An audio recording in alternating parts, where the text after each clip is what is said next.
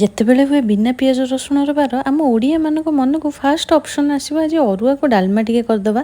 ଏହି ଜିନିଷ କେତେ ଜଣଙ୍କ ଘରେ ହୁଏ ଟିକେ କମେଣ୍ଟରେ ନିହାତି କହିବେ। ଯଦି ଅରୁଆ ହୁଏ ତାହେଲେ ସେଥିରେ କେମିତି ବା ଗୁଆ ଘିଅ ଟିକେ ନ ପଡ଼ିବ। ଆଜି ମୁଗ ବୁଟ ଡାଲି ମିକ୍ସ କରି ଡାଲମା ଟିକେ କରାହେଲା। ଆଉ ଡାଲମାର ଟେଷ୍ଟକୁ ଆଉ ଟିକେ ବଢ଼ାଇବା ପାଇଁ ବଡ଼ି ଟିକେ ଭଜା ହେଇ ପକା ହେଇଥିଲା। ଫୁଟଣ ଭୁଷୁଙ୍ଗା ପତ୍ର ଛୁଙ୍କ ଦିଆ ହେଇ ଟମାଟୋ ଗରମ ମସଲା ହେଙ୍ଗୁ ପକାଇ ଫ୍ରାଏ କରାହେଲା। ତ ମୋଷ୍ଟ ଇମ୍ପୋର୍ଟାଣ୍ଟ ନଡ଼ିଆ କୋର ପକାଇ ଡାଲମାକୁ ଫୁଟା ଯାଇଥିଲା।